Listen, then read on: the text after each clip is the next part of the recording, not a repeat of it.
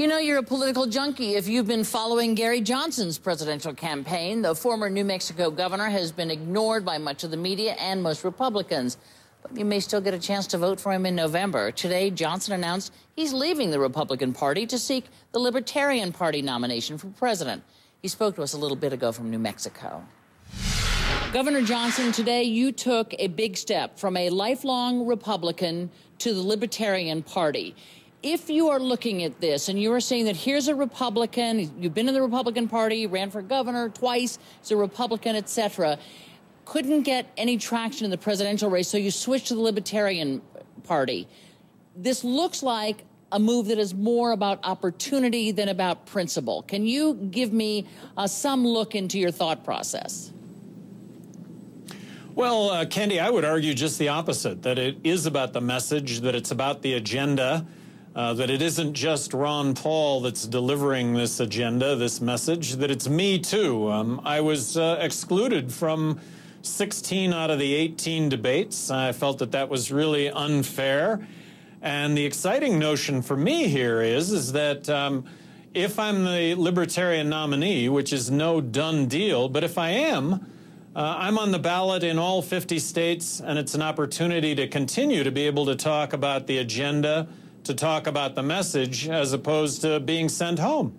I happen to think the biggest growing segment of the Republican Party are those that are libertarian-leaning. But you almost said it yourself, which is you're looking at a growing segment of the Republican Party. Don't you, by the very notion of running as a libertarian, deny Republicans votes and therefore conceivably handing the victory to President Obama? No, I actually see it the other way around. New Mexico is a state that's 2-to-1 Democrat. I think more votes are going to come from Democrats who will be disenfranchised over gay marriage equality, over the fact that we have so much warfare going on in this country, that we've waged a war against ourselves when it comes to drugs, legalized marijuana. No, I see this as drawing perhaps more votes from Democrats than Republicans. But worst case, best case, you know what, it's going to draw from both parties. The biggest growing segment of American politics is decline to state and independence.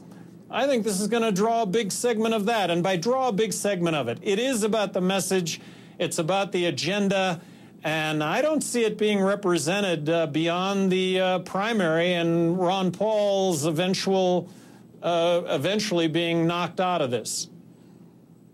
So you see that there is a voice that has to come out of the Republican Party that is obviously has moved to the Libertarian Party if it's your voice. But let me ask you this. The national recognition that you now have, the money that you have been able to raise have come from people who think you are thought you were running as a Republican. Now that you're running as a Libertarian, does money revert back to people who thought you wanted to be on the Republican ticket? You can see how this might be a difficulty for some.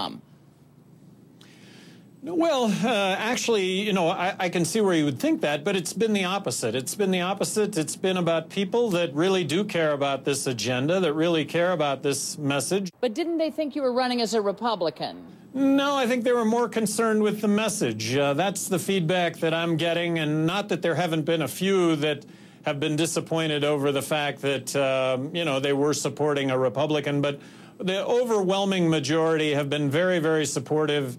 Just as a final question here, though, the fact that you were not included in the debates had to do with the folks setting up those debates, the news media, others who participated in them, not the Republican Party per se. The criteria was set up by those who sponsored the debate, not the Republican Party. Well, the Republican Party could have stood up for me. For example, CNN. 3 months ago, I'm at 2% of the national vote. After that poll by CNN, I was excluded from every poll. Former New Mexico Governor Gary Johnson, now a member of the Libertarian Party, looking at a presidential race. Thank you so much for joining us. Candy, thank you very much. We'd like to add this note on how candidates were chosen to participate in CNN debates. CNN maintained a polling criteria for all of our 2011 presidential debates, which required candidates to meet an average of 2% of national polls. 122 Republicans filed to run for president.